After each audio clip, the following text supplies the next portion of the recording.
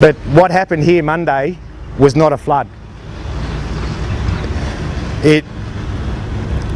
You can't even put it in the same category as a flood. You know, after 18 years and not missing a flood here, this was not a flood. It didn't even come from the creek. It came down the flat country, down the Gatton-Helidon main highway, parallel with the railway line. It came 90 degrees to the way it normally comes. I basically come into here. By the time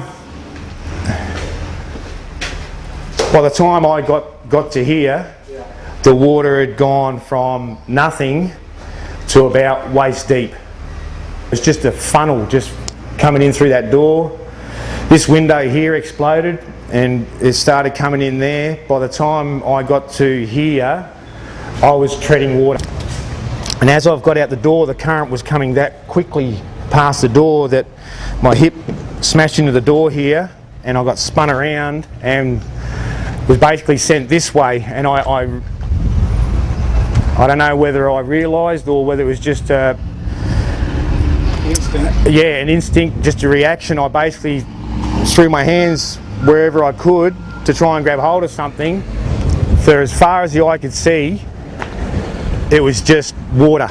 And the thing that really struck home, because we've seen that previously in floods, you know, the water inundates all the paddocks, but the thing that really struck home and still is fresh in the memory is the amount of debris that was in the water and the waves and the current that was created up in front of the pub there. You know, if there weren't waves, you know, 6 or 7 foot high, I'd be amazed. It was just incredible. And the debris, I'm talking like not just plastic drums and wheelie bins and wheelbarrows and, you know, stuff that normally people keep under their house or in their garden shed. I'm talking like 40-foot shipping containers, you know, boats, cars, and then houses.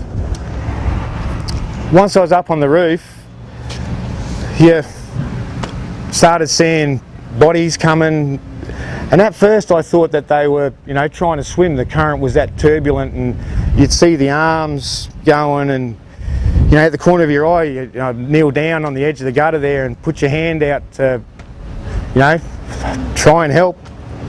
But after the first couple went past, you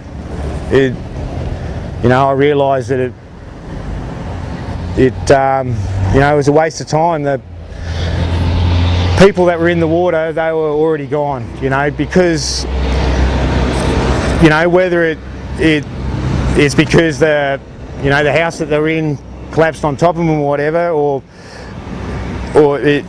once you're in the water, the debris, you know, like I'm talking, there was tree trunks that had been cut just above ground level that were like this size.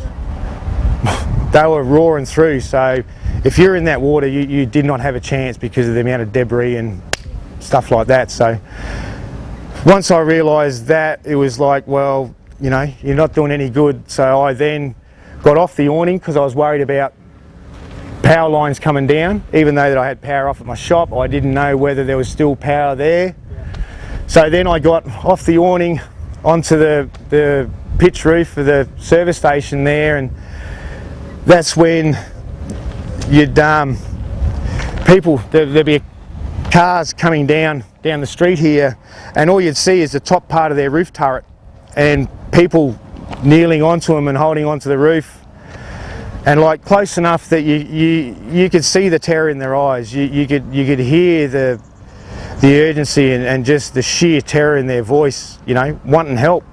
And that was that's when you got the sense of just how useless you really are. You know, you're what, 5-10 metres away from someone and there's nothing you could do, you know. And that was really hard to accept, you know.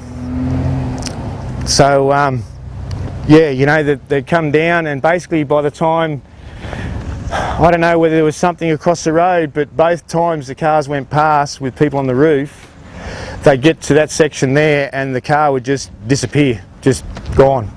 And you wouldn't see the car or the people again.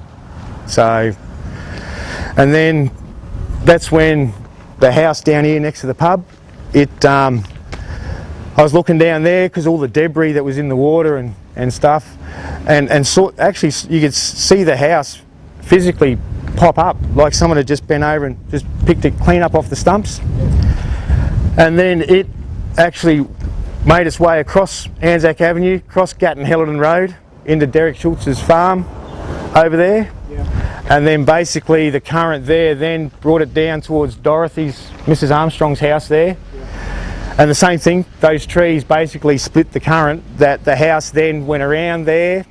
Those trees then protected Paulie Armstrong's house, and the house went around their house across Armstrong's Road and ended up behind the house over there, and it wedged, must have been on one of the irrigation hydrants, but it actually got wedged there. And the whole time, even though the noise from the water and the debris and things slamming together, you could hear clear as day the people in that house screaming for help. Like you could hear kids screaming, help me, save me, you know, and same thing again, you were just useless, you know. Basically, and this is only my personal opinion, I have had other locals convey the message to me the same, but basically I feel that when the sun went down here, our powers to be, our government that is in power to help protect and look after communities, left us for dead.